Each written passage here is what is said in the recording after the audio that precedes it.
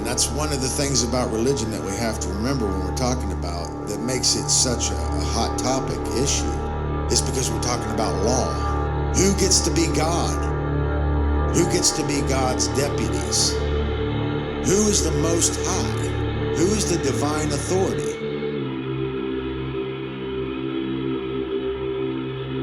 It's all about the claim to the Most High. The only way that somebody can be higher than us is if we give away our power. Because there's nobody, we're all equal. But we're not equal in our knowledge, so ultimately I think it does have to be a hierarchy, but it has to be a cooperative hierarchy like a bee colony.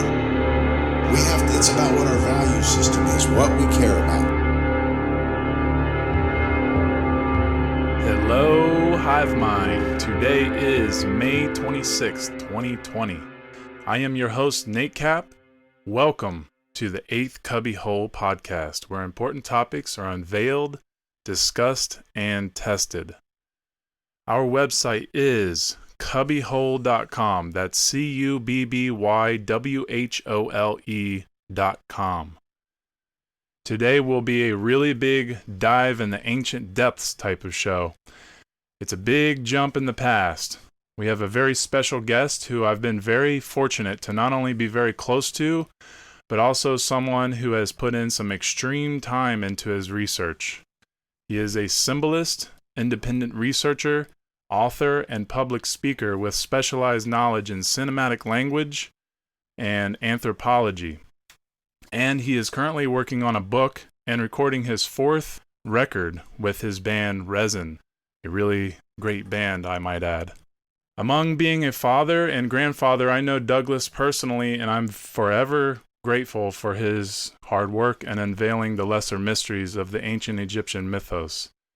His work can be found right here on the website at Cubbywhole.com under Douglas. Welcome to the show, Douglas Martin. It's great to be here, Nate Cap. Been really anxious to get on this program. I've been paying attention to your earlier work, and it sounds really good. I like the foundations that are being laid. I've been very anxious to get on here and help extrapolate on some of these arcane ideas to help people get a better understanding of what we're dealing with here, because this is the material that is really getting to the heart of the matter and fleshing out real solutions for the problems that we're faced with in the modern world. Yeah. I'm really, really excited to have you on the show. And, you and I have some of the most long, deep conversations I've ever had. So I know you're supposed to give your presentation titled Secret Societies Part 2 this Friday at the S.E.E.D Growth Conference, which has unfortunately been postponed as a result of the medical tyranny that's taking place. Go ahead and let us know a little bit about your presentation and anything that you have to say about the meaning of S.E.E.D and the conference. Yeah, my nephew, Brandon Martin, started the S.E.E.D events, and this would have been the 4th of the S.E.E.D events, which I was really, really anxious to be a part of, because not only we were taking it to a higher level by speaking at a university, it was scheduled to take place at the Baker University in Athens, Ohio, but that we had a natural progression in the work, and it was a cooperative work in the sense that we were close enough to bring our work together, and all of the work that was brought seemed to complement the other work that was there. And we had such a great lineup of speakers for S.E.E.D 4. So I want to think of it in terms of a postponement, because I'm still looking forward to having an opportunity to share the stage with these top caliber speakers, which included Mark Passio as the keynote speaker. And we also had Mark Devlin, who I am a fan of, and Nathan Redette, and I've been paying a lot of attention to his work and been impressed by it. And I knew there was other speakers coming in that had tremendous value to bring to the event. So I'm just going to keep looking forward to actually getting on the stage with these gentlemen and doing it in an academic environment, because my intention is not only to meet the standard of the academic criteria, but even raise the bar, because I want to put emphasis for people that are interested in solutions on scholarship. It does have to go to scholarship.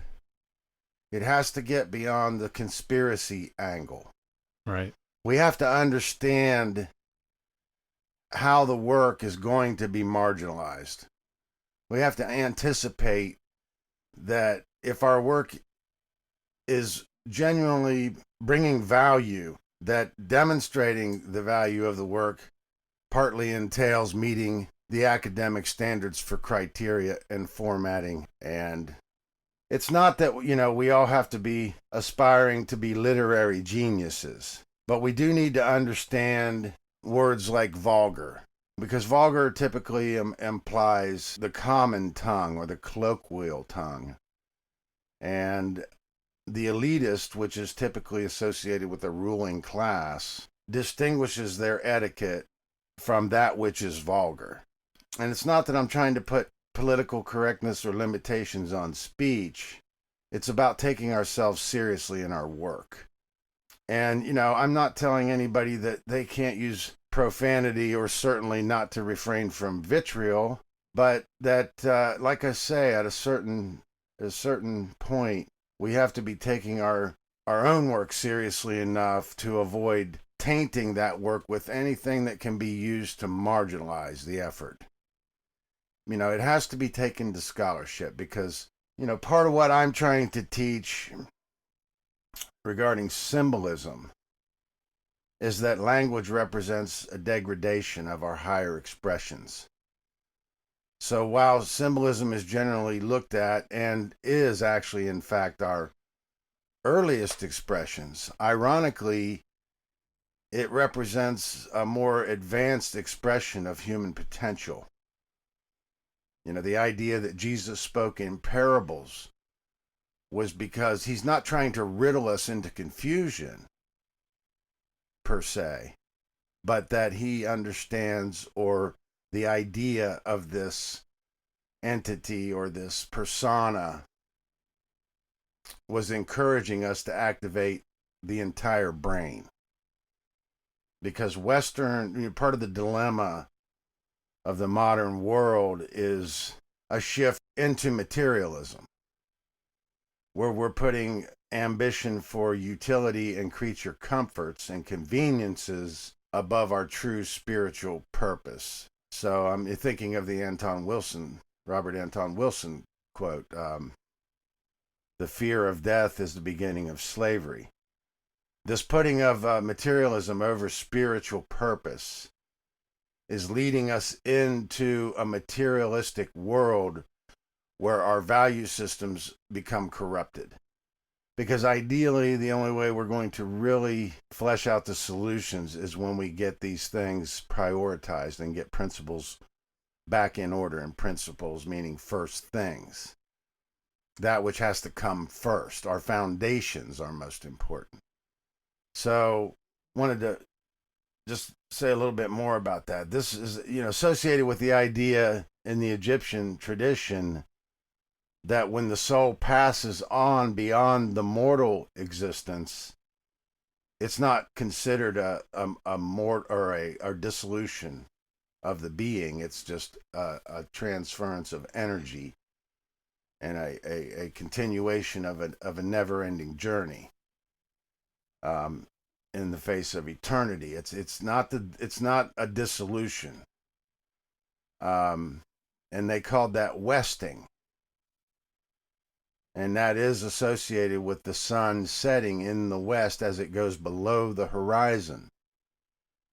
And it's no irony that our modern world is basically based on what we call Western civilization ideals. Now, there is a distinction to make between the modern world in the East and Western civilization, but we have to understand how Western civilization has also spread into the East and influences the Eastern world in the modern world. So we have to associate or understand what these ideas regarding Western civilization are and put that in context of the idea of Westing. It's the chasing of the lost city of El Dorado, the alchemical allegory for the lost city of gold. The idea of the man that would be king. We came for the gold, but we stayed for the adventure, and that pertains to the idea that, you know, we went on a spiritual journey to discover true spiritual purpose, and then discovered physical gold, and even that didn't satisfy us. We were only satisfied when the indigenous people of that world would worship us as gods, and then we would stay and enjoy our reign as king, and revered by the indigenous people as gods. It's a corruption of the spiritual destiny. It's very, you know, there's a very profound allegory of that in the Rudyard Kipling, The Man That Would Be King, and it's also a great film based on that story. It's a very Masonic allegory, but also Very great book and very great movie. Also associated with the alchemical aspect of what we would call craft masonry. In that sense, it's really coming more from Neoplatonism, because I associate alchemy as the later stages, you know, the more in perspective of how much time the Egyptian mythos has actually evolved. It's very late in the game. So, you know, from my point of view, Neoplatonism is contemporary. So I want to make sure and explain that. You know, this is after the time of Plato.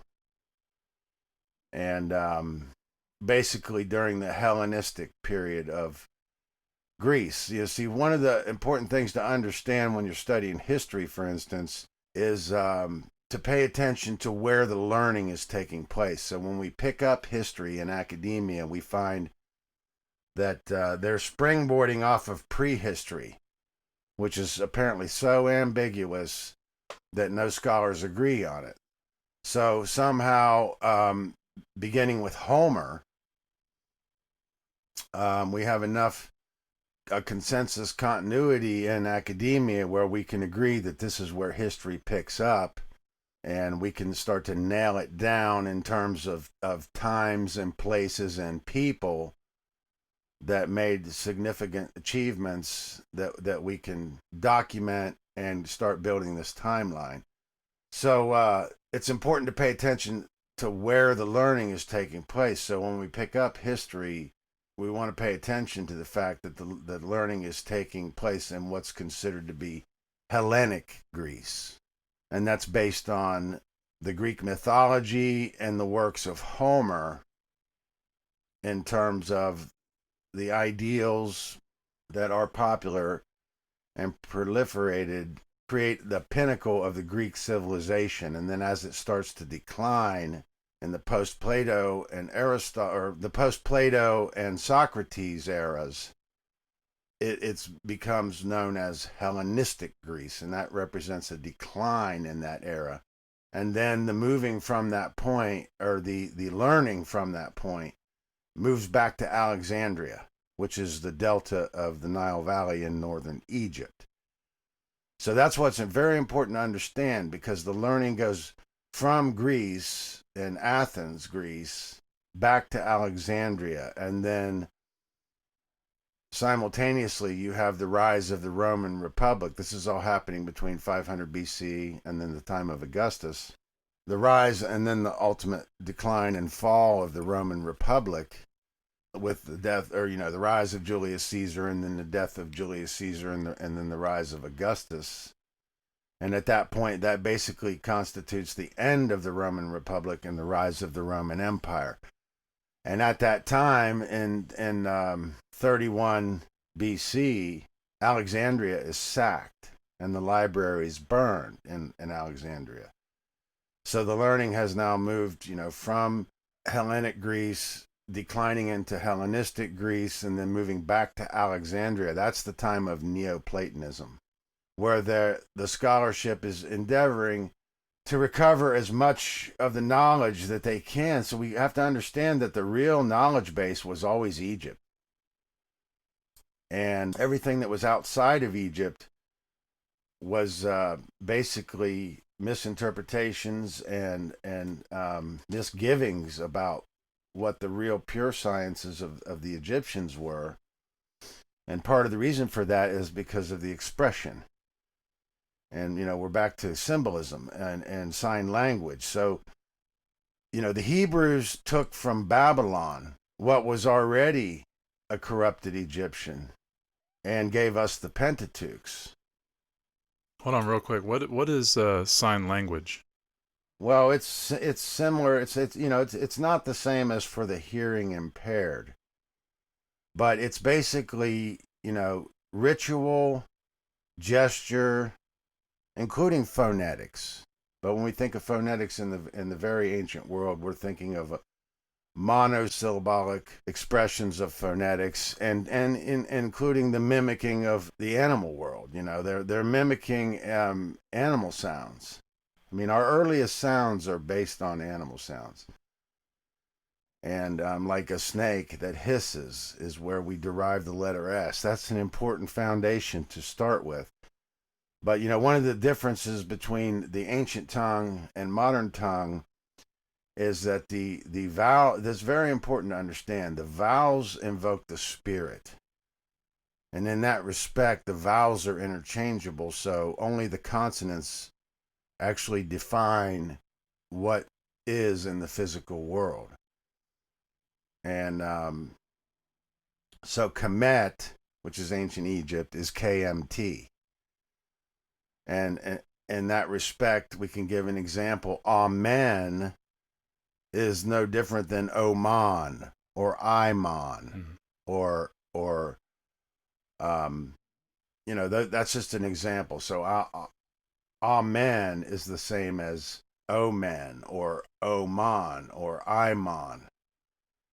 So we just have to understand that the consonants are invoking the physical aspects, while the vowels, which basically are a set of 7. I mean, we need to understand the vowels in a term of 7. So the idea of that was the tetragrammaton, or the enunciation, is better said, of the Creator. The Creator can't be defined, so we can't put a label on it, was the idea, but that the vowels invoked the Spirit, and they're a set of 7, which is A, E, I, O, U, and then W and Y.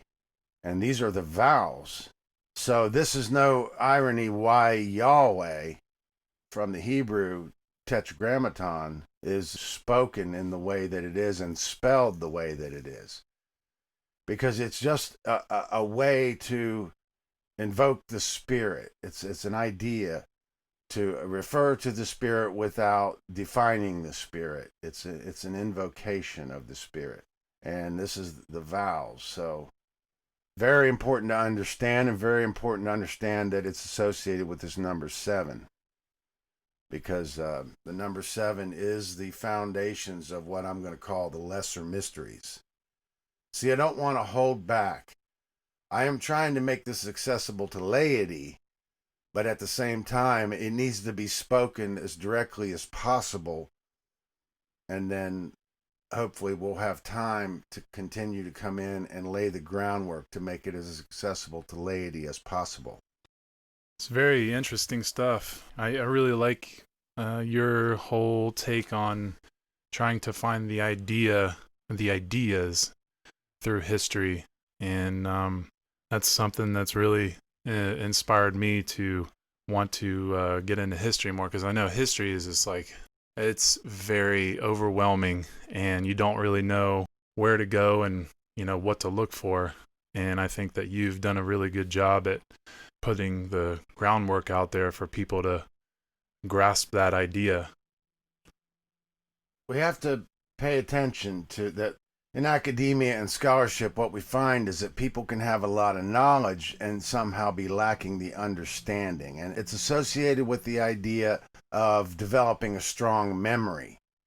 So this is part of the dilemma of modern education, is emphasis putting on memorizing and regurgitating, which supports the idea that truth comes from authority rather than something that needs to be discovered on a personal level using the truth discovery methods, which I hope to get into. But let me just mention them real quick here.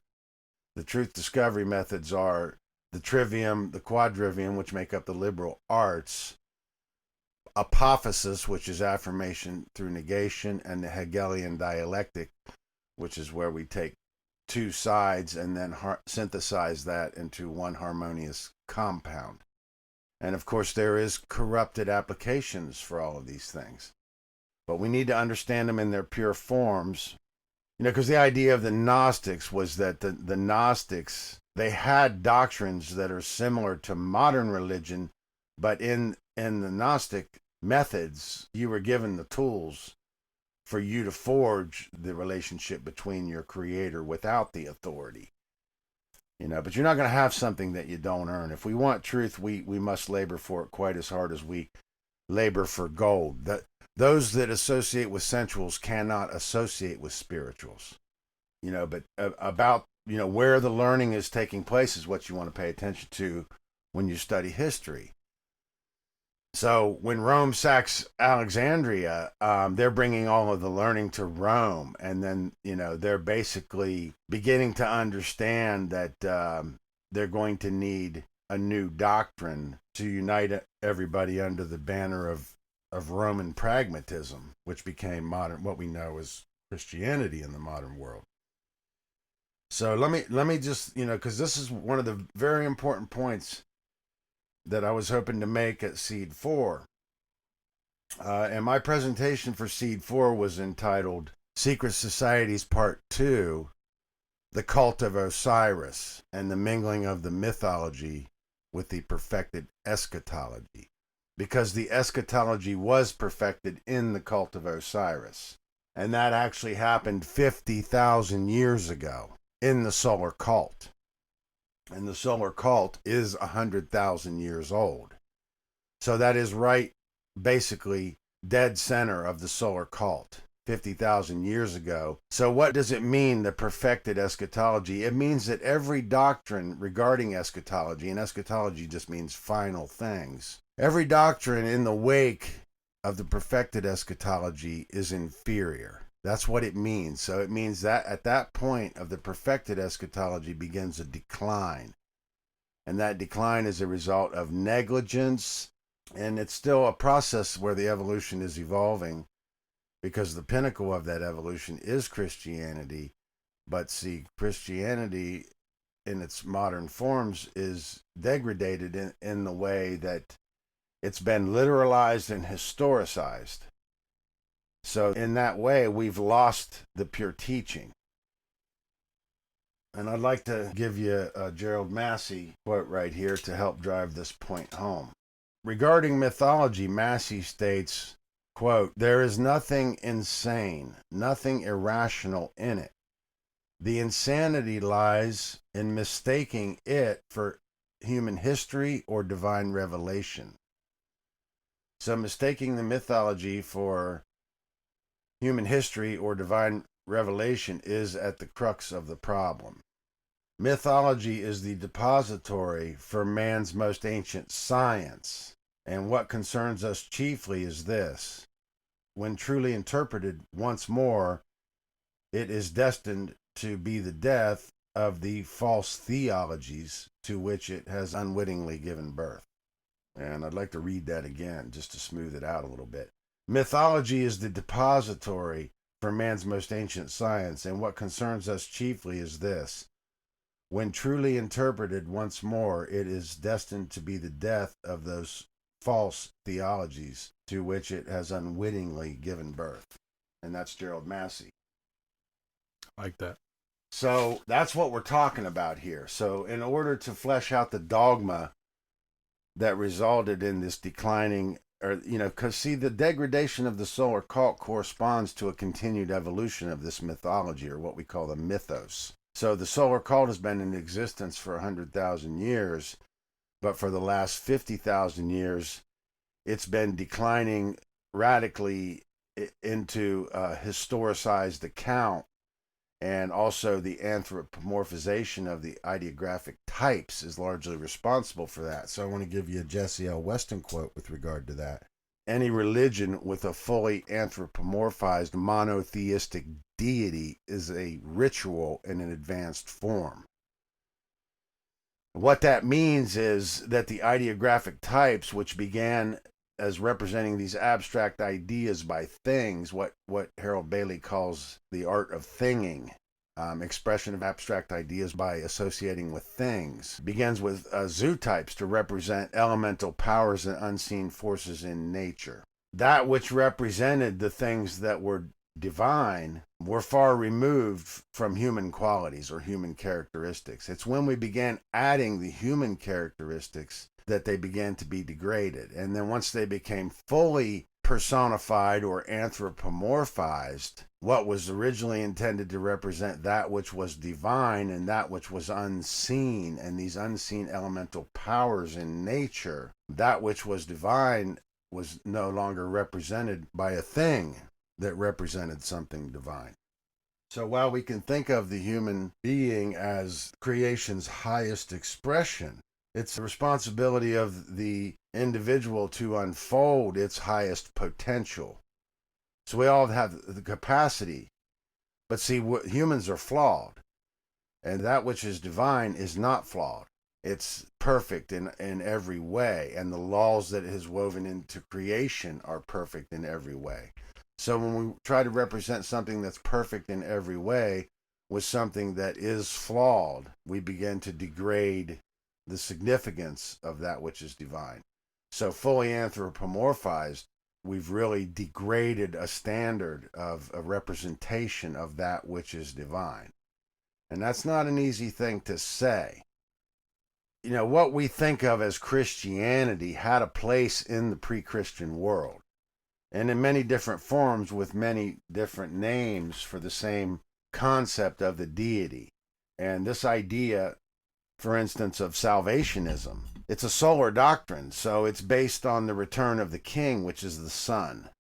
Because, you know, the mythology came from hero cults. And before they were hero cults, they were evolved into hero cults from all the way back to the Totemic sociology. So, you know, from Totemic sociology evolves in what became the first of the hero cults, which was stellar, meaning they venerated into the stars, primarily southern circumpolar constellations, and brought into northern circumpolar constellations. Then changed into venerating in lunar cycles. And that was a schism or a point of contention, because we're changing from venerating in the great year cycle of the circumpolar constellations in the south and then going into the north into annual cycles, and then venerating in constellations east to west, west to east. And I know that sounds like a head full and a mouthful, and it is. But then from lunar, we went into solar doctrines. And as the mythology evolved through those stages, it's changing types of expressions. And then only in the solar cult, and well into the solar cult, did they not only change from divinizing the motherhood to divinizing the fatherhood. So the fatherhood was never divinized until solar cult, and not divinized even in the first 30,000 years of the solar cult. It was still venerated in the motherhood and in the night sky. It only happened in the cult of Amen-Ra, which started roughly 80,000 years ago, that they began to venerate in day sky and then divinizing the fatherhood. I'm trying not to get too much into that right now, because we're really plunging in head first. Oh, yeah, no, it's a lot to unravel in just a short amount of time. I wanted to know, what is totemic sociology, and also how can you know how long ago these cults started? It's a legitimate question, and it's part of the way academia and quote unquote scholars discount the information. We're not going to have something that we don't earn. and we're looking for the physical evidence. But the problem with that and the problem with empiricism is we're digging up things in the dirt that we don't understand. And then we're using what we call quote unquote scientific method to try and date these things with carbon dating and not understanding the limitations of these types of methods. It's only by understanding the culture, which by understanding the culture, we understand what they care about, therefore we understand what they're endeavoring to do. And then when we start digging in the dirt, we can get a better understanding of what we're actually discovering as we dig down into the layers of the strata. So if we're digging in the dirt without the knowledge, we're going to the information without the knowledge. And therefore, we have no way to orientate and understand how this evolution and the evidence for this evolution is actually taking place. Now, that's not to say that there is not empirical evidence, because there is, and there is osteoanatomy to be found that demonstrates, for instance, evolving sizes of the cranium. But that's primarily in the Nile Valley where we're going to find that. We have to understand that there's special interests in the world that don't want that understood. They want to give us a tiny box of this 5,000 or 6,000 year history. And as long as we're in that box, we're never going to be able to fit the truth into that box, because we're talking about, we need to be working with a 500,000 to 600,000 year history, and quite frankly, a couple of million years forward. But, what we're talking about is the beginnings of the evolution of human mental processes, the point at which man recognizes his ability to reason and then begins to apply his ability to reason. So what this all amounts to is that our religious ideas actually became the foundations of our earliest human mental processes. The idea that we have a culture that recognizes its ability to reason and recognizes that it is not just the physical body, but that there's a life force in the body that is eternal, and evidence that they believe in one great spirit, and began to practice certain behaviors that we can find evidence that they've left behind, that they are demonstrating behaviors that show us that they had this belief.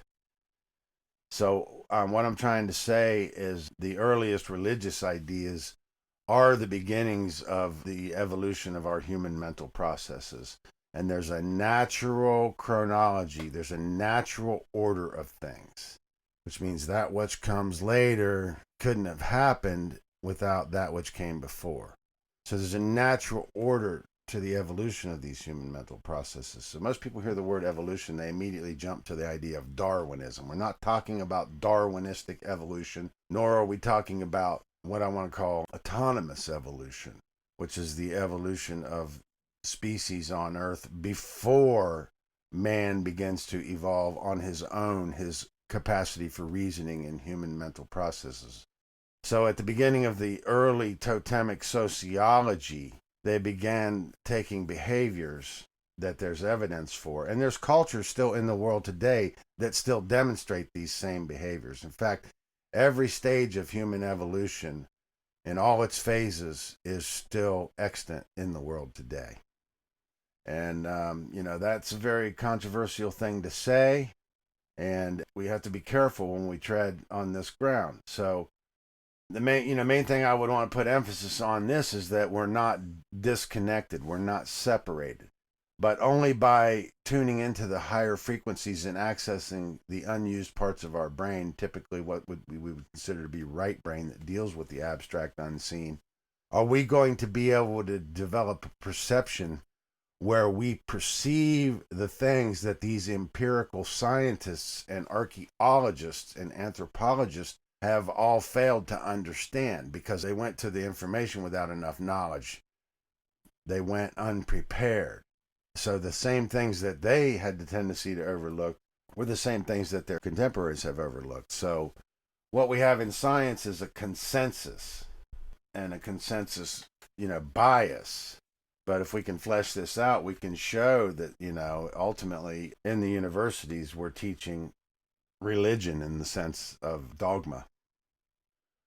You speak of, since we're on the topic of evolution, you speak of, weaponry, the evolution of weaponry and ritual in these, in the mythos or these hero cults. Why is that so important to pay attention to, or to, why is it important to understand? When we get into the archaeology and the anthropology, what we find is that we're looking for osteoanatomy evidence, which means they want to dig up skeletons that show inferior phases of the shape of the skull, lesser sizes of the shape of the skull, what we think of Neanderthal man. Part of understanding it is understanding what the dangers of Darwinism are. Why the status quo would want us to have a certain worldview regarding origins and how that would benefit them. For one thing, they want to drive us into the arms of the authorities and teach us that truth comes from authority. But see, these are not easy subjects, and they're very difficult questions to address. I expect that as you continue your podcast series, I'll be able to hopefully keep coming back onto the show, and we can keep getting into the same material until we can flesh it out enough to really give you the answers. Because Definitely, I don't want to. A lot of what we've already discussed sounds unfinished, and it is. And part of what we got to understand is that we're limited in our understanding by words. Because, like I say, my ambition is to teach the higher expressions, which are form and symbol. So we have to understand how words constitute a degradation of our higher capacities to express and understand. So we're limited in our understanding by words. Part of the befuddlement or the stultification of the modern academic world is they've lost touch with these ancient expressions and these sublime arcane knowledge. The expression is obscured, and I want to finish what I was saying. The Hebrews took from Babylon what was already a corrupted Egyptian and gave us the Pentateuch. And that's not just a corrupted Egyptian, but it's also a corrupted Egyptian in the solar phase. But the Greeks so the Hebrews took from the Babylons what was already a corrupted Egyptian and gave us the Pentateuch. And they never understood the Egyptian sign language. And then the Greeks never understood the Egyptian sign language. And their perversions of it were taken by the Romans, which classical scholars have taken and perpetuated into the modern world. So this befuddlement is nothing new. The books that are in the Bible, the scriptures, we have to understand, number one, yes, they are very politically biased. There's plenty in there that has nothing to do with spirituality. And we also have to understand that the real ancient mysteries and the ancient teachings never existed in a textual form. So academia and archaeology and anthropology are discounting ancient expressions which they never understood in the first place. So they're only going to give credence to something that is in a form of text, and that's very contemporary in terms of how long and how old this wisdom is, because the purest forms of this never existed in a textual form. They have the same dilemma that the Greeks had. They never understood the Egyptian sign language. They never understood the Egyptian expression of symbolism and sign language. So we have to keep that in mind. And another thing I want to say here that we have to keep in mind is that all new religions endeavor to obliterate all traces of their predecessors. So why is that? Why do we find that phenomena of the solar evolution of particularly in the solar cult is where we find this happening the most. So what we find is the solar cults gridding or fleshing out the hallowed ground of the stellar and lunar phases of the mythos and finding or gridding out their hallowed ground and then destroying their temples and trying to build and the solar temples on top of it. And that actually comes all the way into the last eon before the rise of Rome and Christianity. We still find there's evidence that that's what's taking place. But we have to also understand that the stellar mythos at that point in time is stagnated. We still have men dedicated to the service of the stellar mythos, but because their mythos had been driven out of the Nile Valley, the remnants of it were carried by what we would call the caravans that were sent out, what we might think in the modern world or call or identify with as the Druids. These represented roving secret societies that were keepers of ancient wisdom, but we got to put that in perspective of how much time that they had been, how long ago they were driven out of the Nile Valley where the sanctuary was, where the mythos could be evolved, and that they were just keeping as much of the symbolism intact, which became vestigial over time. We have to understand that the ability to rediscover the pure meanings of the symbolism that was kept intact, that became vestigial. We have to understand that, the possibility to rediscover it is because it was so meticulously preserved in the way that it was preserved. So even though it has become vestigial, it is possible to flesh that out now. But quite frankly, there was a period of nescience. And I want to say that, it's only been within the last 100 years that it's actually possible to take what the secret societies managed to preserve into the modern world and put it all back together to where it can actually be rediscovered and reinterpreted correctly and understood. That's only been possible for the last 100 years, and it's largely due to J. Norman Lockyer's work, for which is paved the way for Gerald Massey, and then ultimately Albert Churchward and Alvin Boyd Kuhn and Manly P. Hall, which I pretty much consider to be the most important authors of our times. And I don't want to forget to mention Jesse L. Weston. I'd have to corroborate that for the most part. I haven't really researched all their work enough, but from what I have researched, I definitely can see how important their work really is. Well, we're just starting to scratch the surface, because part of understanding this is the idea that we can't serve two masters is that we all have the capacity to unlock these deeper expressions in our ability to decode the sublime information from the environment.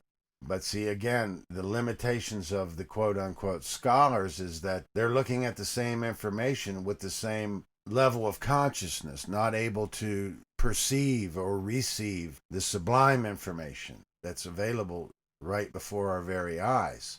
So we have to understand symbolism. See, symbolism is the key. But how do we understand symbolism, and what's causing it? What is making it such a difficult thing to do? Part of it is we're talking about unused part of our brain.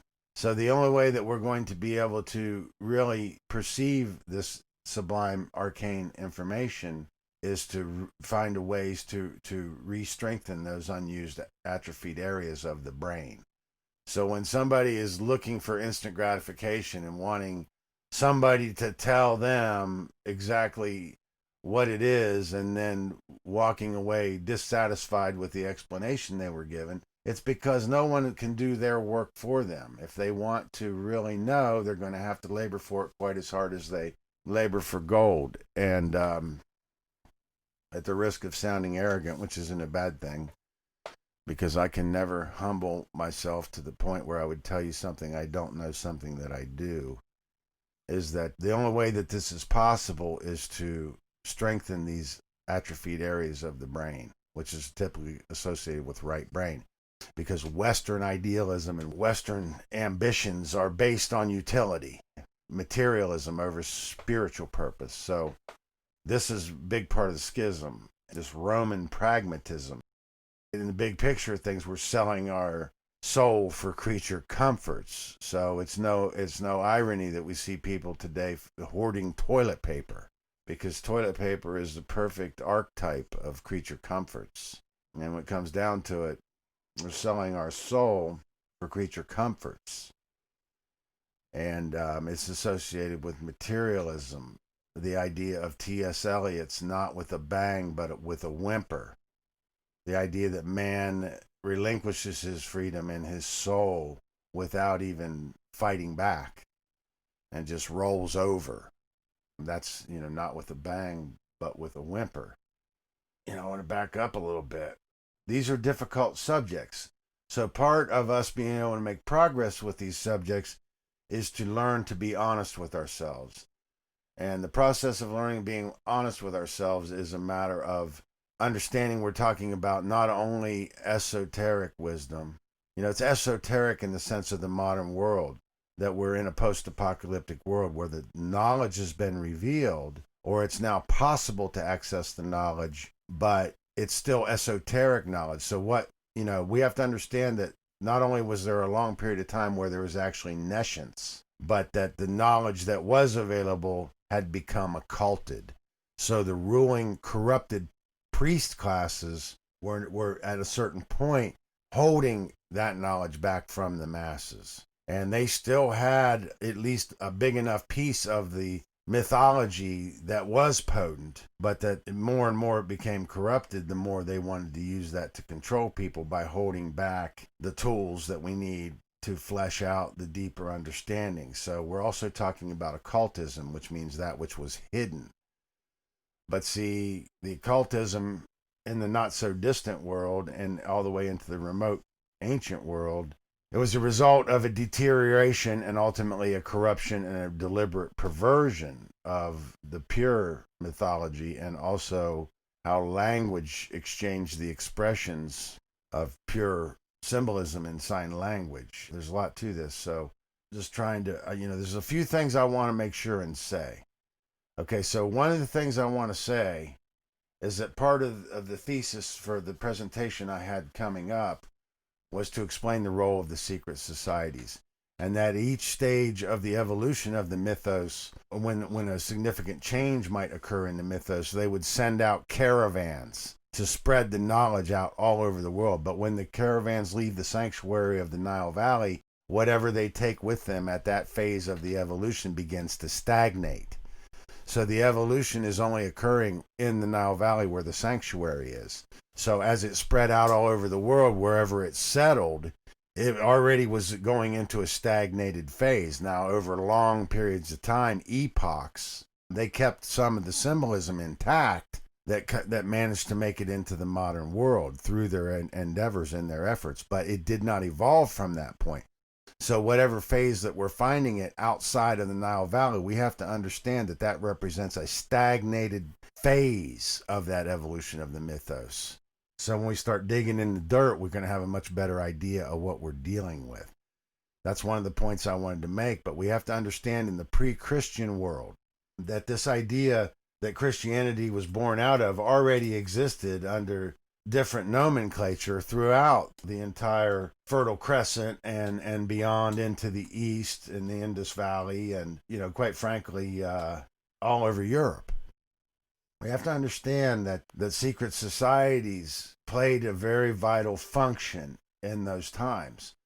And the function of the secret societies were a continuation of your general education. So when you completed your general education of your curriculum, you were expected to come out of your school, or what you might call your university, and then go into a secret society. We understand now, the big universities, they have the secret societies, but these are corrupted, at least have the potential to have been corrupted. And we have to understand, as soon as a secret society becomes above ground, above sub rosa, it's immediately infiltrated by special interests. And what is a special interest going to do? It's going to go in there, it's going to pervert the method and the teaching, and then bring that out into the light of day to marginalize the function of the secret society. So I want to just be able to say this a certain way. The secret societies were a vital function in the pre-Christian world, and their role was to, or it was expected of the student once he completed his general educations to go out and join a secret society. But before being accepted into the secret society, he first had to choose an exoteric faith, what we think of as modern religion. So because that was a prerequisite requirement, he couldn't be taken into the secret society until he chose his exoteric faith, upon which he could be taken and initiated into the secret society, where he would receive the tools that would allow him to flesh out the true meaning of the exoteric religion or the exoteric doctrine, and then learn and receive the esoteric meaning of the exoteric doctrine. So we have to understand, and I want to make sure that that comes through, if nothing else, on this podcast, because that was a big part of the thesis of my presentation that I was going to give at the Baker University in Athens, which I still am going to give, and hopefully start getting some better platforms to present this material. Ultimately I wanted to trace it forward from the cult of Osiris all the way into the Christian world, and then bring that all the way up into the modern world, or the rise of Christianity into the modern world.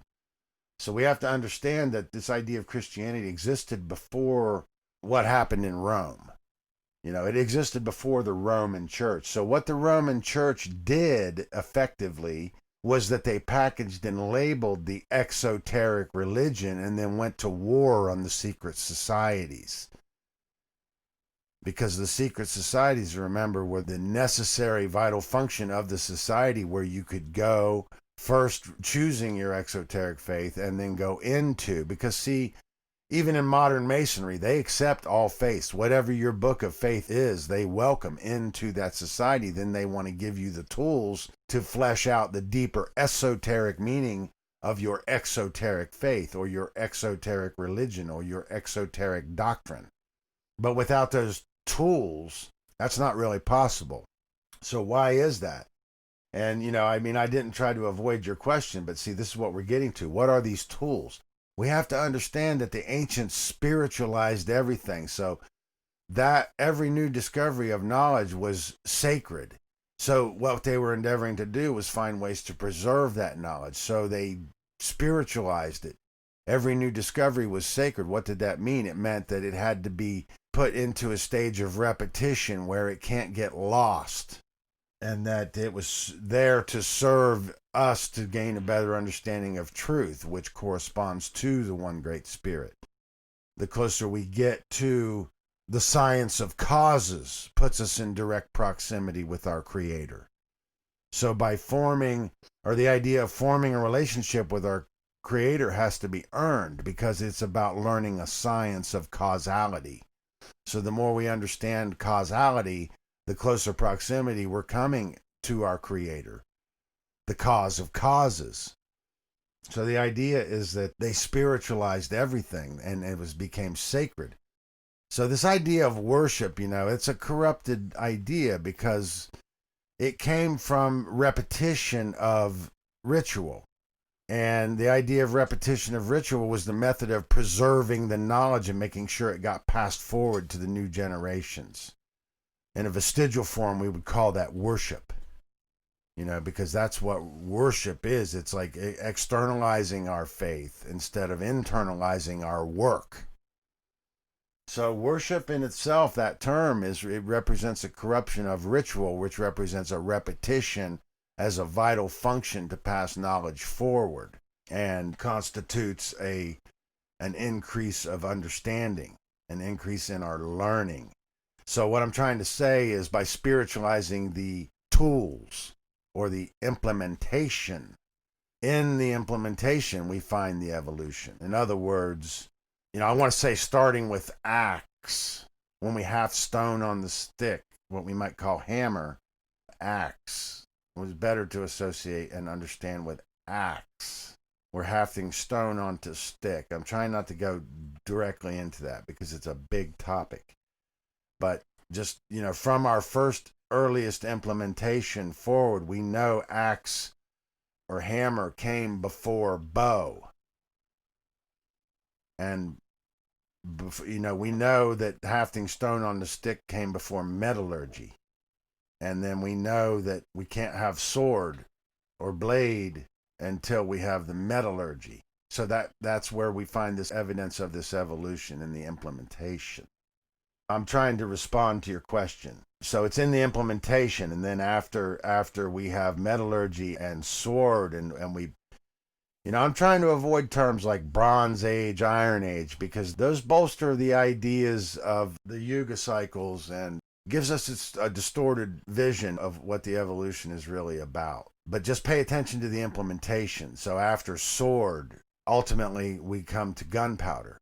And then following gunpowder, we find improvements in applications of gunpowder, and then ultimately projectile weaponry, and then into the modern age of technology, which is just beyond our wildest imagination now what the technology for weaponry specifically can be. But, particularly want to use the term implementation. So we'll back up a little bit with this. The tools that you would be given in the mystery schools to flesh out the meaning of your exoteric faith and understand the esoteric understanding of the faith. You want to think of it in terms of learning a science, and that this is what constitutes what we know as or think of as the mystery schools, which give us access to the mysteries themselves. And that without these tools, it's not possible to access it. So one of the things to understand is what makes losing ancient knowledge so dangerous, because it took so long to develop and understand. And then the further we drift or go astray from pure forms, we may never be able to recover it, because we're talking about a knowledge base that took hundreds of thousands of years to develop and understand. And then since it got lost, we've only been in, only 50,000 years have passed, and now we have a world filled with dogma. So not only do we have to figure out a way to get back to, where it starts to go awry, but we have to understand how it evolved to that point from the pure forms of totemic sociology, which became early hero cults. And then those hero cults evolving the mythology to ultimately into the eschatology, and then perfecting the eschatology, and then changing the types and straying from the original to the point where it starts to go into a deteriorated form, ultimately ending up fully anthropomorphized. So, I'm trying to go right back over the same original questions to keep putting it into a perspective that we can work with. And I just want to try to wrap up this section with this, is that, there's a natural order to things, and there's a linear trajectory of the early evolution of the human mental processes. And I don't want to throw this in there, just, from the totemic sociology into the first hero cults, which is stellar. First, they propitiated the one great spirit. Then they propitiated ancestry. And that's the point where we know religion begins, because they're demonstrating behaviors that show their belief in an everlasting existence and an afterworld for the journey of the soul. So that's where religion begins, where they propitiate ancestry. So first they propitiate the one great spirit. Then they propitiate ancestry. Then ultimately they propitiate elemental powers. And the point where they propitiate ancestry is the point where we can say religion begins, because they're demonstrating behaviors that show their belief in an everlasting soul. And modern, quote, scholars have made the mistake that the ancient elders would never have made, and they've confused and construed propitiation of ancestry with propitiation of elemental powers. And this is where we get the idea of the demigod. This is where we get the idea that gods from heaven came down to earth and mingled with the daughters of men. So it's addressing some of the central dogma. We have to understand, and I just said it, I'm going to say it one more time. Modern scholars have made a mistake that the ancient elders would never have made, and they've confused and construed propitiation of ancestry with propitiation of elemental powers. And I'm not even getting warmed up. Well, that's a great place to take our break, because we're coming up on the hour, and we will continue with the mythos. And Doug will also, I'm going to ask him about the cubbyhole and what his take is on that. So stay tuned, and we'll see you on the other side.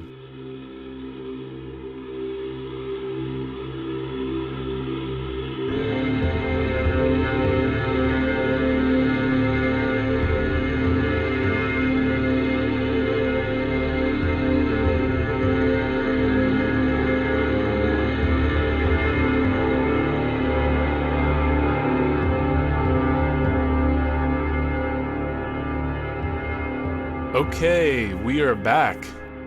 And we are joined by Douglas Martin. Again, his work can be found right here at Cubbywhole.com under Douglas. So, before we dive into the ancient Egyptian mythos, what is your take on the meaning and significance of the cubbyhole?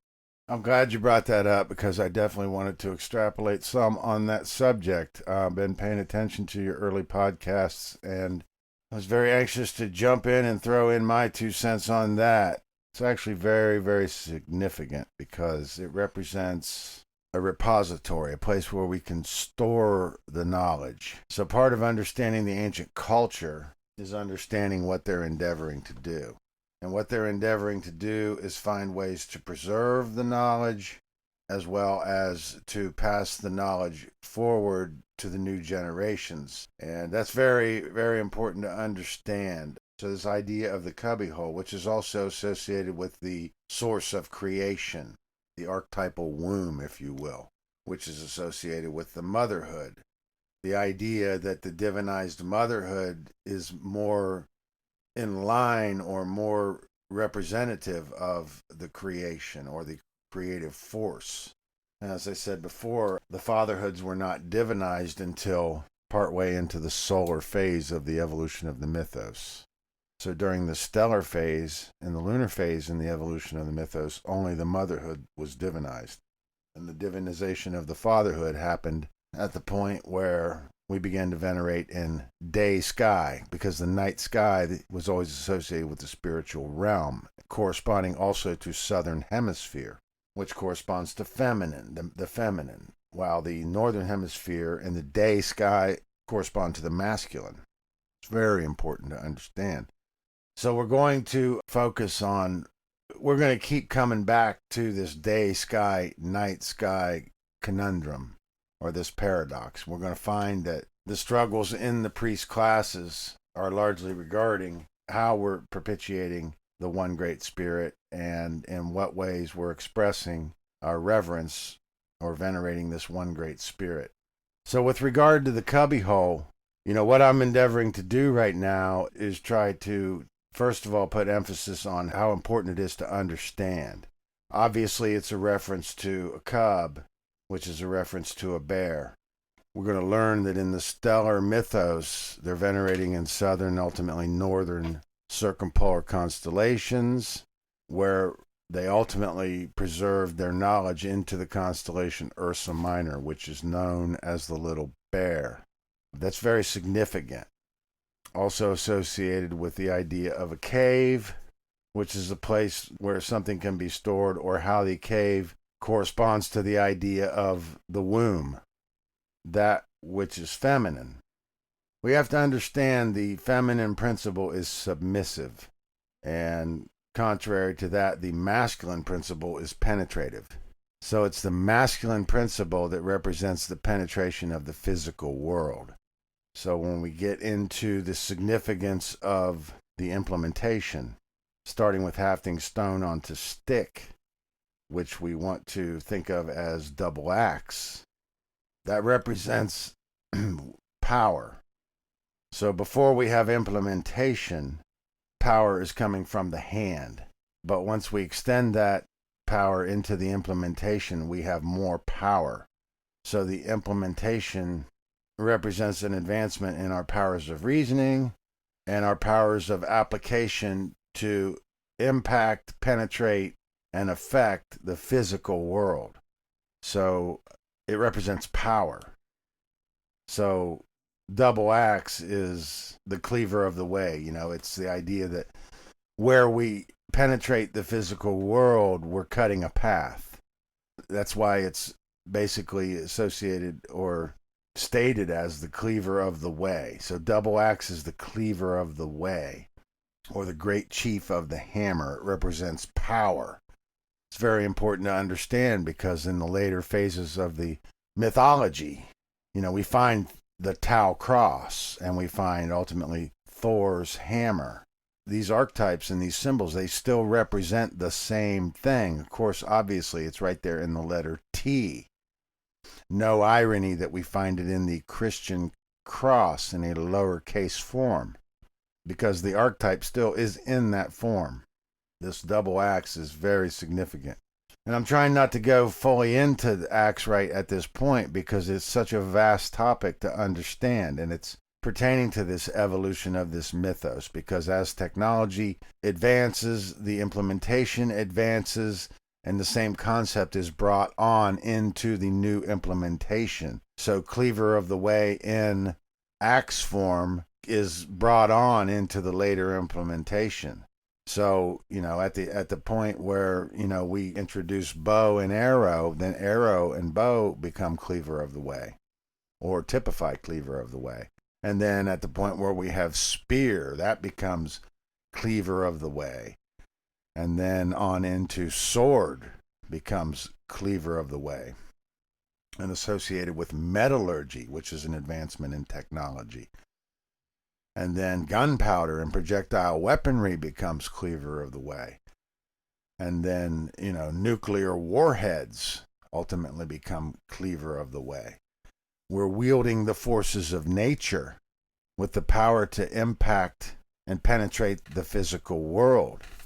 Our responsibility is to attain our full capacity for reasoning and take the responsibility that comes with being able to unlock these powers in the universe. So in science, for instance, just because we could doesn't mean we should.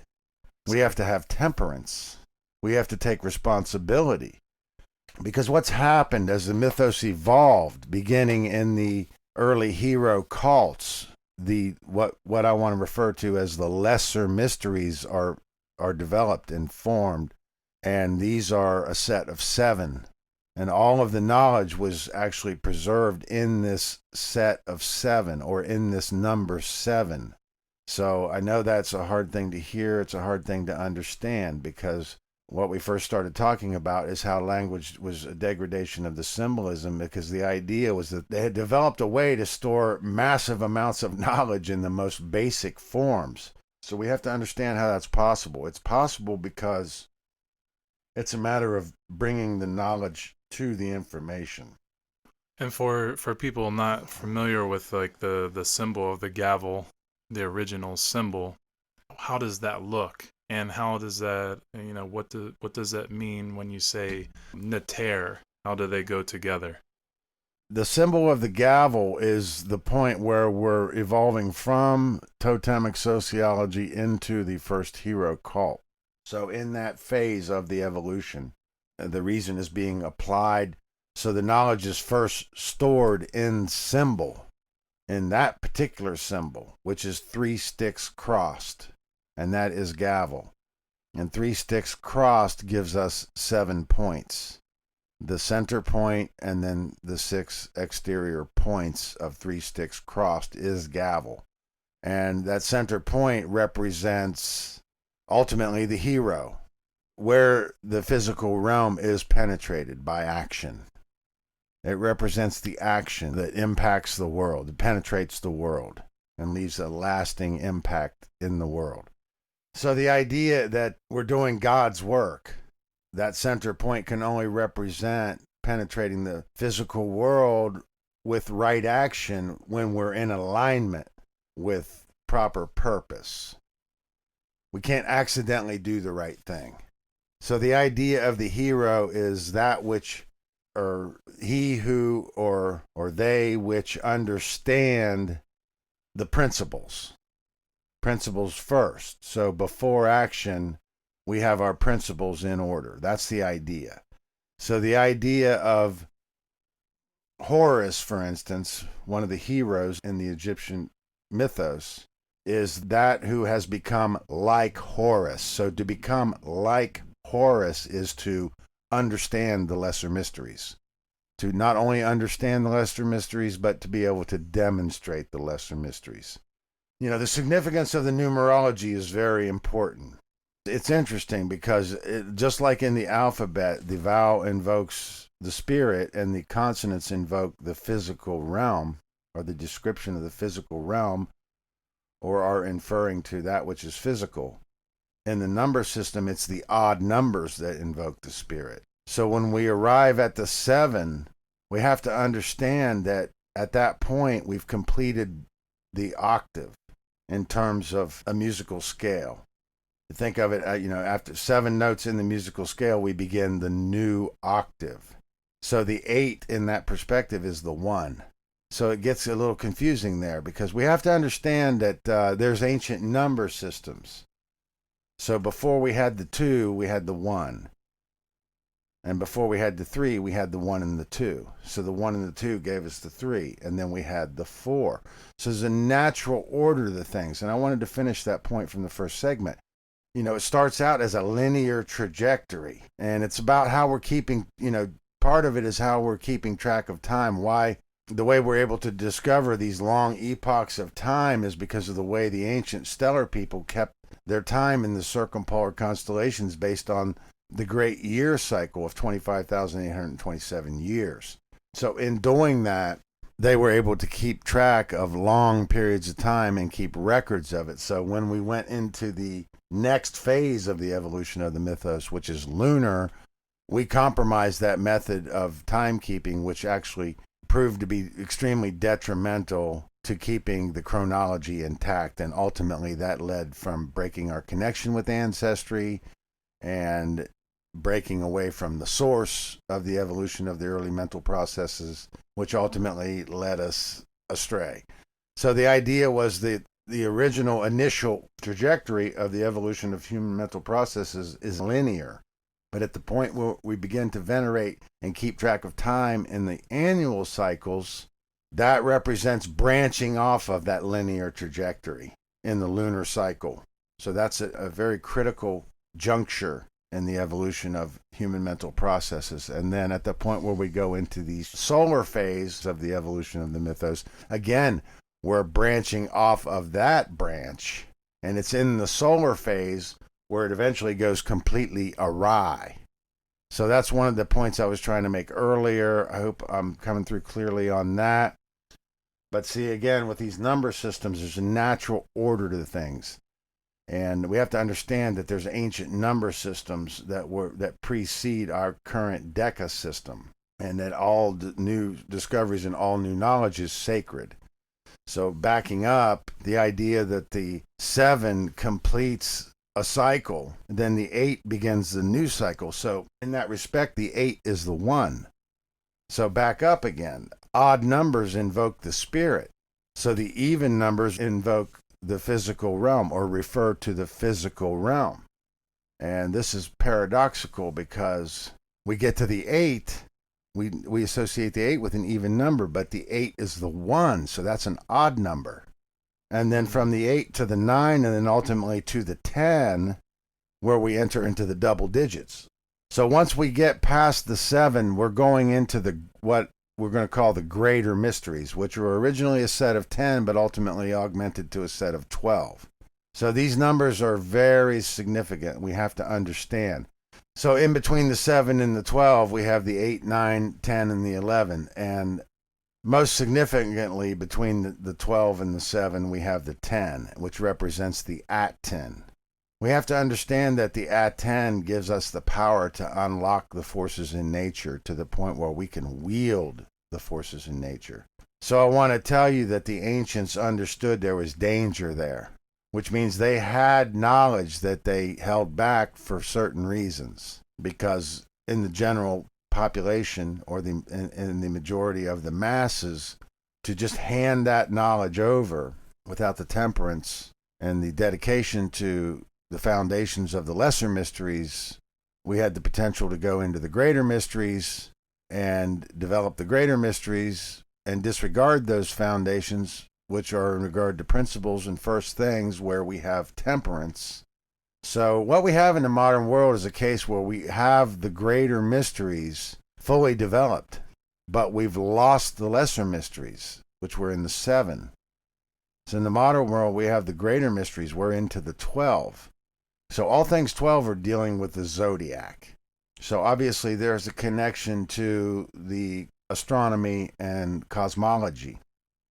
So we have to remember that the early hero cult were also the early astronomers.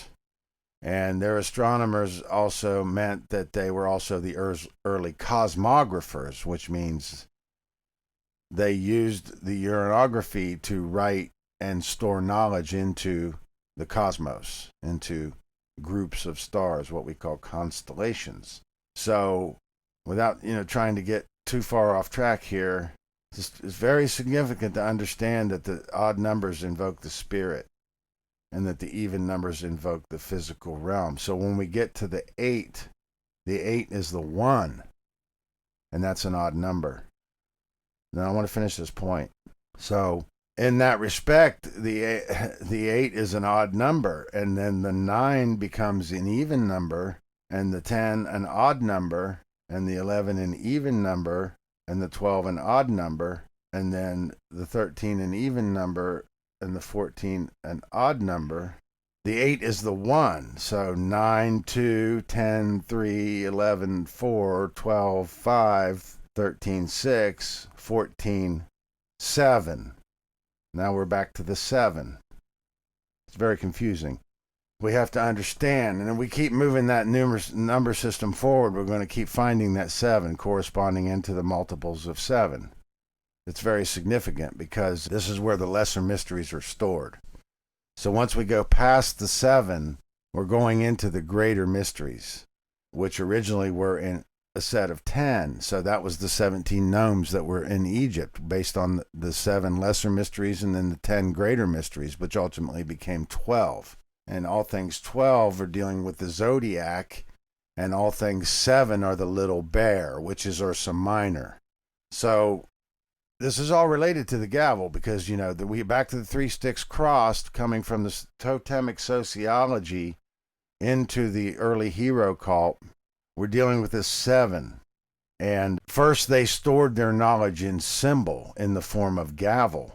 And then they wrote it into the cosmography, into ultimately Ursa Minor in the north when it came into the north.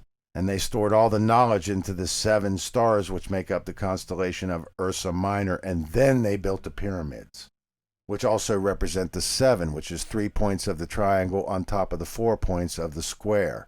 So triangle representing spiritual realm above the square, which represents physical realm. That's very important to understand. So that's what the pyramid actually is the ritual in stone of the 7. So first they wrote into symbol in the 7, then they wrote it into the stars, into the cosmography, Ursa Minor, into the 7, and then ultimately built the pyramids, which is the ritual in stone of the 7, because they understood this. So the pyramid builders were the stellar cult, or the stellar people, or the stellar phase of the evolution of the mythos. So we have to understand that, number one, to understand their culture, we have to understand this is what they're endeavoring to do, is find a way to preserve this knowledge so it can't be destroyed. So the pyramid itself is not only a repository for the knowledge, it's also a temple that's built to be robust because they know it can be destroyed. So that reveals that they stored it in symbol and then ultimately wrote it into the cosmology first because they knew that that could not be destroyed. Now, the fact that the pyramid survived in the modern world is because it was built to be so robust, but it still could have been destroyed. Luckily, it hasn't been destroyed, but it still can be destroyed. So it's up to us to make sure that that does not happen. And we have to understand ultimately why it was built to appreciate what this knowledge is about. So the 7 represents the lesser mysteries. That doesn't mean less significant. It means the first things, the principles. And that's our foundations. So if we go into the greater mysteries without the temperance and the prioritization, or if we go into the greater mysteries without the lesser mysteries, it's akin to a kid who's found his dad's loaded gun. Humanity as an archetype of a kid who's found his dad's loaded gun, because we're wielding, or we have the power to wield the forces of nature and unlock the powers of nature and wield the forces of nature without the temperance of the lesser mysteries. And obviously this is a big subject. So without trying to be too long-winded. Yeah. Well, I wanted to ask you something that I find really interesting that you enlightened me to a couple years ago, which was when you're understanding the lesser mysteries in correspondence with the 10 and the 12, the greater mysteries, and then corresponding that to the, like you said, the zodiac and the 12 months. Can you tell us a little bit about the names of the months that are storing the actual names of the numbers of the 10? So the 12 to the 10. So remember what you talked about, the September, October, November, December, and then you said it's actually Septe. Yeah, I know what you're getting at. Yeah. Part of the corruption of the mythology is a result of trying to put a finer point on time. So as I said, the stellar people were keeping their time in the great year cycle of 25,827 years, which was chronicled by the shifting of the 7 circumpolar pole stars. So whatever the pole star is now, there's 6 more successors that will come and replace it as the northernmost star in that time period of 25,827 years. So each pole star, when it comes into primacy, will replace the pole star that's in primacy now, and each one will reign for about 3,600 years, ultimately divided into the 25,000, roughly 26,000 year cycle. Now, this is a hard thing to understand, but focus first of all on northern circumpolar constellation, or northern circumpolar stars. So the stars that are closest to the pole are what we want to think of as the fixed stars. So they're always the most high. And the ones that are closest to the pole are fixed. So the farther away we get from the northernmost fixed point, the more we see movement in these stars.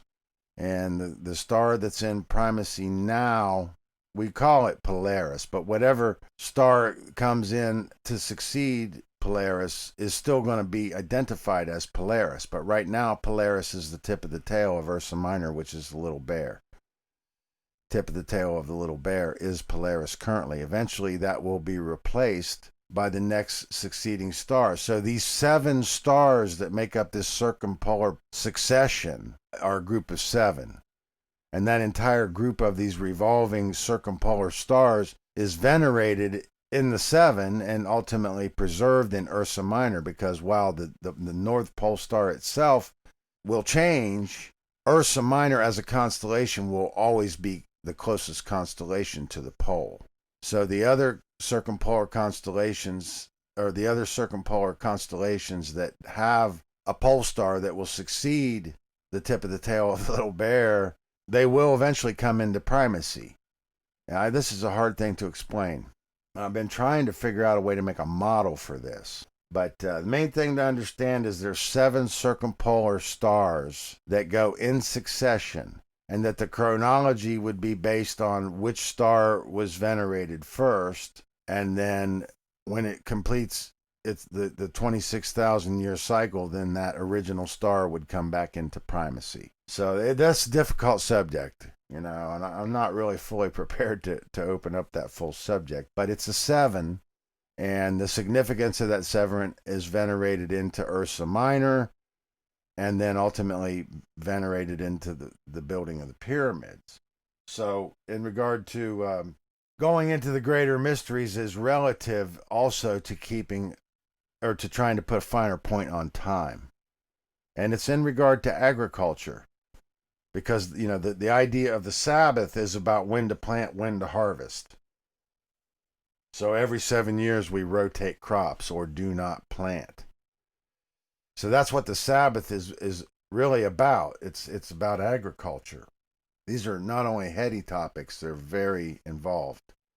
So just to give a mention of them is almost a disservice without fully opening up the 8-hour presentation for each individual topic that we're trying to discuss here. But see, I understand your question, and I'm going to try to figure out a way to answer that as quickly as possible. So, the idea of a month is a month. It comes from a lunar cycle. And a lunar cycle is typically associated with 14 days of a waning. Let me say that again: 14 days of a waxing angle of the moon, and then 14 days of the waning angle of the moon, and that corresponds to the female menstrual cycle. So menstrual is moonstral. A month is a month, and it represents 14 days of waxing lunar angles, and then 14 days of waning lunar angles. So it's a 28-day cycle. And in the fact that it's a 7, we can understand that because the lunar mythos is succeeding the stellar mythos, how they're bringing the 7 on into the lunar phase. That's very important to understand. When we get into the solar phase, we're dealing with the 9, and then ultimately the 10, and then 12. So it gets a little bit confusing, actually very confusing, because ultimately we're going to have to be mature enough to admit that this has befuddled mankind for tens of thousands of years. And to hear me tell it, it's been befuddling mankind since we first transferred from the stellar phase into the lunar phase, which is about putting a finer point on time. So they wanted to venerate in the annual cycles because they wanted to put a finer point on time. Ultimately, we developed these calendars, and these calendars were based on annual cycles. In the stellar phase of the mythology, it's not that they didn't recognize the annual cycles, but they did not venerate their mythology into the annual cycles because they understood, quite frankly, the danger of it. Part of the danger of it was losing their chronology, because by venerating in long epoch cycles regarding the great year cycle, they were able to keep track of long periods of time. So they understood there was danger in venerating and moving their mythos into the annual cycle. So they actually were more they were more attentive to their annual cycles based on what we call the inundation. And the inundation is the annual event where the Nile floods its banks and refertilizes the Nile Valley. Because this is all happening in the Nile Valley, which is 4,000 miles long in northern Africa. So when I say Egypt, I'm typically referring to this 4,000-mile valley of the Nile River, which flows north and empties into the Mediterranean Sea at the delta.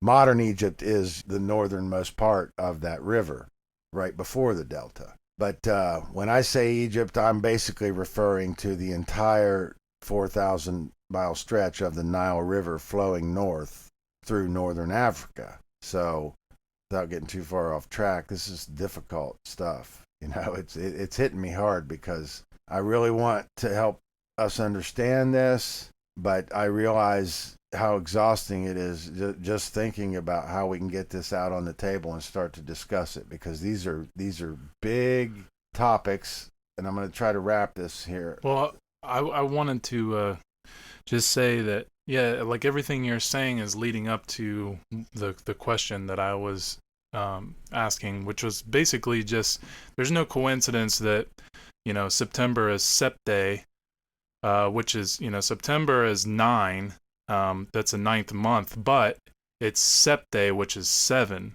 And then you have October, which is the 10th month, but it's actually Octo, which is 8. And then you have November, which is the 11th month. It's actually the 9th month, which is Nove. And then you have Deca, which is 10 for December. And December is the 12th month. So I just find that really interesting that the information is stored in those names as the 8, 9, 10, or 7, 8, 9, 10. Right. It reveals to us that the calendar's been augmented. And then if we look at the whole calendar, its entirety, and we have the month of July, which we can associate with Julius, and then August, which we can associate with Augustus, we see that there's a Roman convention in this calendar. And it is known, the early calendar at that point was was known as the Julian calendar, which was replaced in 1582 by the Gregorian calendar. And that also corresponded with what was known as what we know as the error in time, when basically all indigenous peoples were forced onto the mechanical clock. And that typifies a shift in the world population going into materialism over spiritual purpose. So that's what this error in time is actually referring to, is a shift of world population into materialism by forcing indigenous peoples onto the mechanical clock and replacing the Julian calendar with the Gregorian calendar, introduced by Gregory the 13th, Pope Gregory the 13th. So we're getting way ahead of ourselves, but I think we're making this point. Main thing I'm trying to say is that part of the corruption of the mythos itself is an effort by mankind to put a finer point on time, because that's what led us into the greater mysteries and the ambition for utility and ultimately convenience and technology, which is where, what the greater mysteries have unlocked. We've left the lesser mysteries, which are our foundations, our fundamentals, our principles, disregarded and ultimately lost in the sands of the Sahara. So we have to understand that having the greater mysteries and the ability to wield elemental powers in the modern world without the responsibility of the temperance that's provided by the lesser mysteries is like a kid who's found his dad's loaded gun, an irresponsible, spoiled little brat who's found his dad's loaded gun. So these lesser mysteries, quite frankly, are really the only way we're going to get out of this. It's all about what we care about. We have to understand that the value systems that we have now are corrupted because they're based in materialism, which gave us corrupted ideals like selfishness, moral relativism, social Darwinism, and ultimately eugenics. So virtue has been replaced, virtue has become that which leads to a stronger state. And that gives rise to, I'm going to use the term socialism, but when I say socialism, I mean all forms of coercive control, centralized control of resources. Not socialism in the political sense that most people think. Socialism is the ambition to control, and control is an action based in fear. Any action based in fear results in chaos. So our knowledge and our ability to reason ultimately has to be based on a value system where we are aspiring to harmonize with nature rather than to dominate and control nature. So the nature of the corruption in the modern world is based on, the fear of death, because the idea that we are nothing more than our physical body and death is a final dissolution. Well, from the standpoint of the ego, which wants to remain executor of the body or the being, that's true, because when the body dies, that's the death of the ego, and that's the last thing the ego wants. So the ego is going to do everything it can do to remain executor of the being, and that's what roots us in materialism, is the belief that all we are is the physical body. So we're using the body to serve the body instead of using the body to serve the life force in the body, which is an everlasting force.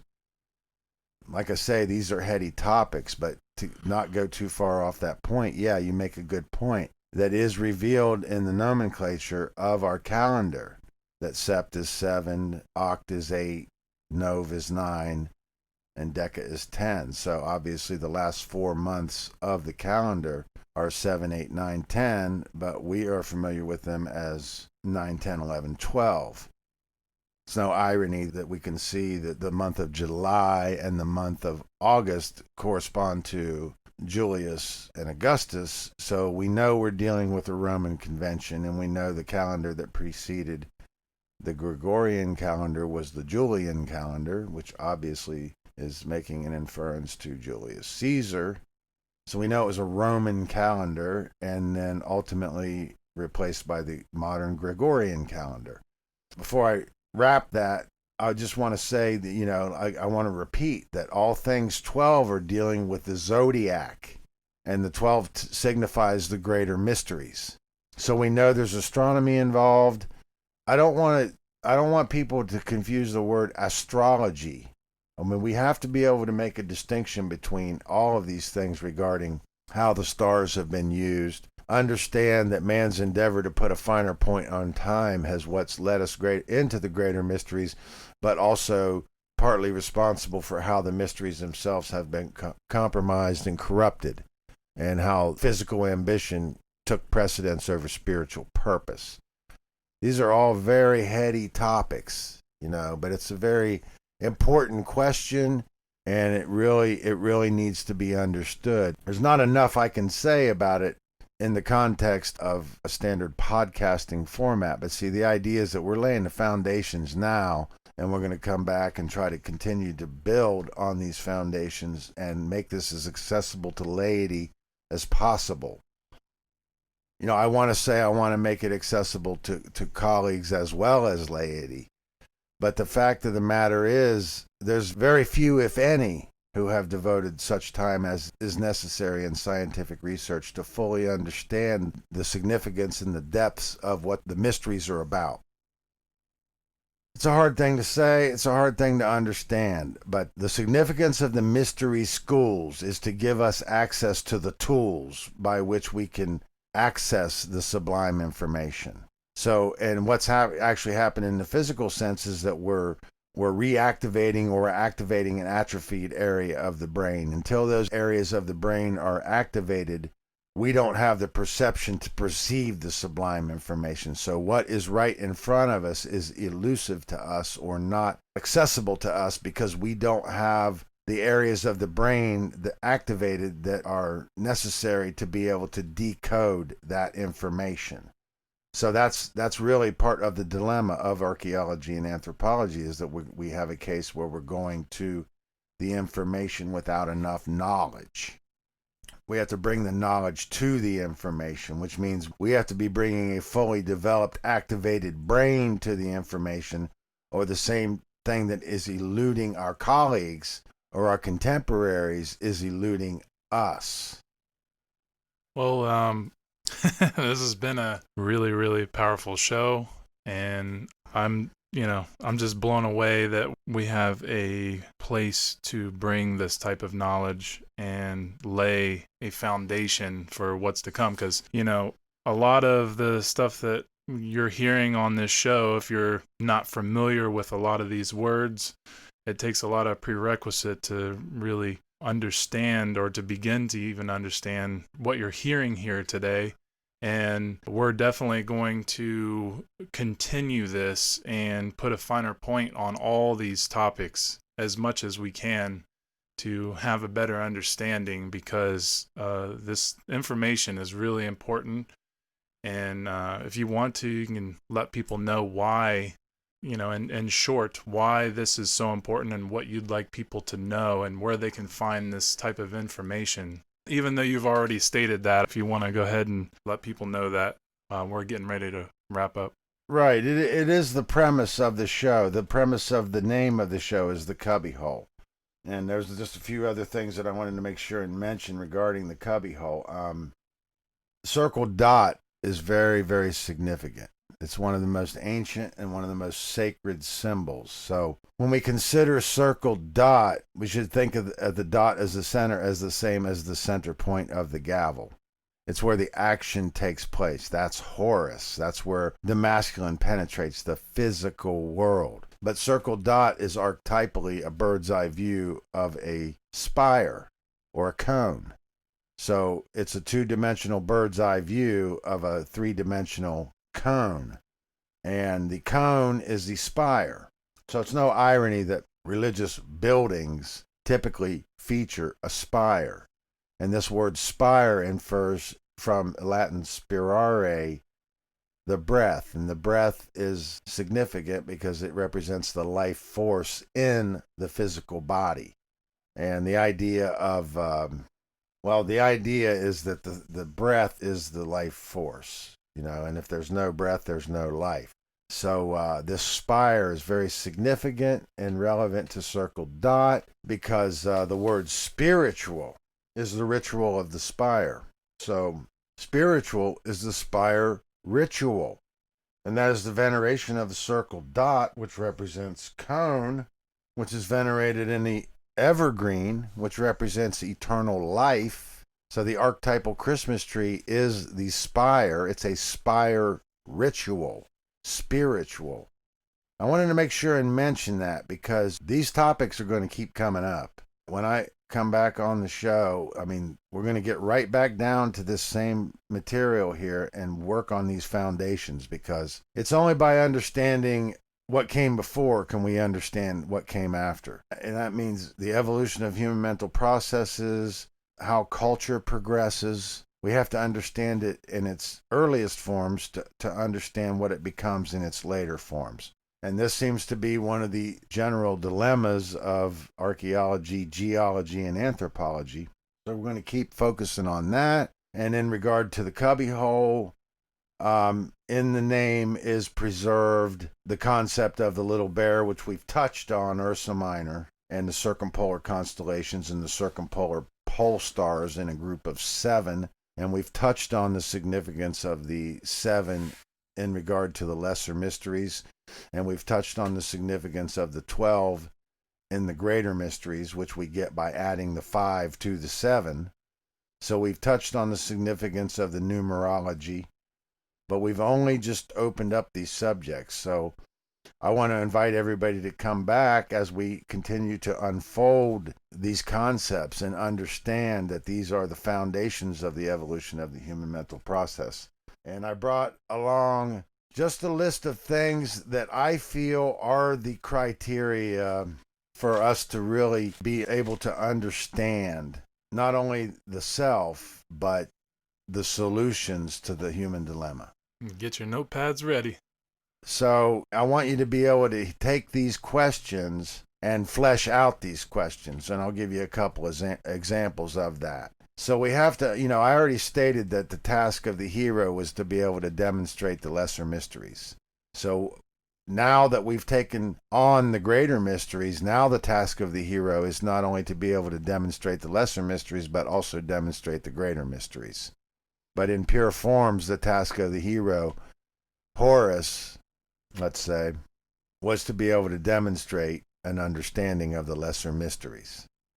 So to be fully raised, or what we might call enlightened, meant the criteria for that was to be able to demonstrate an understanding of the lesser mysteries. Now that we've taken on the greater mysteries, that criteria is not only to be able to demonstrate the lesser mysteries, but also to demonstrate the greater mysteries, because we've taken on that responsibility. So we have an obligation to do so, or we are that spoiled brat, running around with dad's loaded gun. These are the questions, and the answers to these questions are the criteria. And this needs to become common knowledge, which means understood by the majority of the masses. All of the answers to these questions and the extrapolating on the questions and the criteria, or the answers to the extrapolated questions, are the criteria for us being able to be mature enough to handle the forces which we've unlocked. Okay, let me just put it that way. So, what is mythology? What is the purpose of mythology, for instance? See, extrapolate on these questions, which we already answered at the beginning of the show. I gave you the Gerald Massey take on mythology. There's your answer to what is mythology. Well, mythology was the expression of the early science. So the direct answer to what is mythology could be acceptable in saying mythology is the depository for man's most ancient science. There's the one sentence answer to what mythology is, but it also constitutes an ancient expression. What is theology? What is dogma? What is religion? We have to understand how words become ambiguous. So we have to be able to think dialectically. We have to be able to look at it from both sides. We have to be able to see the negative space. What is the cradle of human civilization? See, this is criteria that I feel is fundamental and not only has to be understood, has to become common knowledge. What is totemic sociology, which we've touched on and tried to help us understand today? What is symbolism? How would we extrapolate on that question? What is the significance of symbolism? It's a primitive expression, but ironically turns out to be our higher potential for expression. What does dogma, or where does dogma come from? Gerald Massey also gave us the answer to that. He said it was the mistaking of the mythology for history, or divine revelation gave rise to dogma. So the misinterpretation of mythology and then the mistaking of the mythology for history and divine revelation gave rise to dogma. So I'm just trying to give you an understanding of how to extrapolate on the question and how to look for the answer and how to discover the answer. And we talked about truth discovery methods. What is science? What is epistemology? What is the difference between a solar temple and a stellar temple? Understand that all new religions endeavor to obliterate all traces of their predecessors. So they're building their temples on the hallowed ground of the previous phase of the mythos. So the solar cult or the solar people are building their temples on the hallowed ground of the stellar temples. That's why Rome is built on the city of seven hills, or it's the city of seven hills, because it was originally stellar hallowed ground, and they were mound builders. So they built their temples on the sacred seven mounds, which typified the little bear, which typified what the pyramid is. What does primacy in the north refer to? Very advanced. Why were the pyramids built? What is a secret society? What is a caravan? Who were the Druids? What is significant about the Druids? What is the Fisher King legend? What is the legend of Osiris? What is the mythos? What is the evolution of the mythos? What is spirituality? What is circled dot? What is the Sphinx and why was it built? What is cynocephaly or cynocephalus? Dog-headed. What's the significance of that? What is the difference between magic and fetishism? What is the hero cult, or what is a hero cult? What is this? Okay, now pay attention here. What is astronomy? What is uranography? What is astrology? What is astrotheology? What is cosmology? What is cosmography? So we need to be able to make the distinction between all of those things with regard to early astronomy. I'd like to go ahead and give you the answers, but we'll just save that for the next show. See what you can do on your own and flesh out that and make the distinction between those terms. What is culture? What is agriculture? What is evolution? What is history? What is natural law? What is Hermeticism? What is Neoplatonism? What is cuneiform? What is Minoan civilization? Who were the Mycenaeans? What are the Elohim? What is eschatology? What are the mysteries? What are the mystery schools? What are the lesser mysteries? What are the greater mysteries? What is gematria? What is the occult? What is socialism? Think hard on that one. What is heraldry? Little green language there. Her all dry. Infertility. What is chivalry? What is valor? What is arete? What is veritas? What is geography? What is geometry? What is sacred geometry? Why sacred geometry? Basic archetypal forms. Foundational archetypes. What is the trivium? What is the quadrivium? What are the liberal arts? And here's a good one. What is conservatism? I'd like to see how many voters can answer that properly. What is liberalism? Ditto. What is, so I'll save it for the next show. But anybody that can't answer those questions that participates in the political system should be ashamed of themselves. What is a cromlech? What is a tumulus? What are tumuli? How old are the pyramids? Who built the pyramids? Why were the pyramids built? How were the pyramids built? What is language? What is philology? What is ethnology? What is etymology? What are the Sabbaths? What is the Sabbath? What is the little bear? What is the minora? Ursa minora. Minor mysteries. Lesser mysteries. I gave that away because I'm anxious. We got to get that out there. Mm-hmm. It's the 7 in the pure form. And yes, we know the minora is the Kabbalistic tree. What is the great bear? What is the great year cycle? What is the precession of the equinox? What are circumpolar constellations? What is an archetype? What is a sigil? What is a talisman? What is a deluge? What is the great deluge? What is the inundation? Yeah, I was talking about the inundation now, and one thing I wanted to say about the inundation was the annual flooding of the Nile banks with the fluvian soils, enriching the barren land with fertility. It's actually where we get the idea of Kem, which means the black land, because in the inundation, the banks of the Nile were flooded. It turned the arid land, the brown, dusty land, black, which means it's ready for a new fertile season of planting. So the inundation was the annual flooding of the banks of the Nile, and that was actually measured by the rising of the star Sirius. So that was the point I was trying to make about the stellar people keeping track of their annual cycles by the inundation and also the rising of the star Sirius in the east and then the movement across the sky through into the west.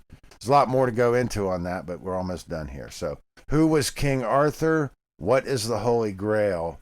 What century is King Arthur said to have lived? What is Hadrian's Wall? Who were the Celtic people? Or who were the Celts? Who were the Saxons? What year was the Norman invasion of England? What is the Renaissance? What is worldview schism? What is apophasis? What is the Hegelian dialectic? What is Rex Nemorensis? And who is Diana? Those are just some of the questions I pulled out off the top of my head that I feel that the answers to are the minimum requirement for the criteria, and not only that, has to become common knowledge, which means understood by most people in the world, before we're going to find a way to really get out of this predicament that we find ourselves in today. So I want you to pay attention to the rhetoric, and I want you to pay attention to the standards, and understand that for us as a species to reach our full potential, we need to really take ourselves seriously and ultimately understand it has to go to scholarship. I'm not discounting vitriol, but ultimately we not only have to be mature in our understanding, but we do need to be mature in our behavior as well. Couldn't agree more. Well, that's a lot of really important questions to answer. So, okay, guys, this show has been beyond amazing. Thank you. That's all the time we have. So thanks, Douglas. Thank you for having me on the show. Been anxious to get on here. Yeah, man, we're definitely going to have more shows coming up with you, and like I said, put a finer point on all these important topics. And you're definitely one of the greatest inspirations for all of my work, and I'm very thankful for that. So thanks again, and thank you to who's listening. I hope you found value in the work that you've heard here today. So if you want to go see more shows and look to see what more or what other news is up on the website, just go to cubbywhole.com. That's cubbywhole.com. And if you want to find any more information on Doug, you can just go to cubbywhole.com and look under Douglas, and you will find all his videos and information. And we hope to have you listen to the next show coming up. So thank you and have a great day. Thanks for having me on, and I'm looking forward to seeing everybody at S.E.E.D 4.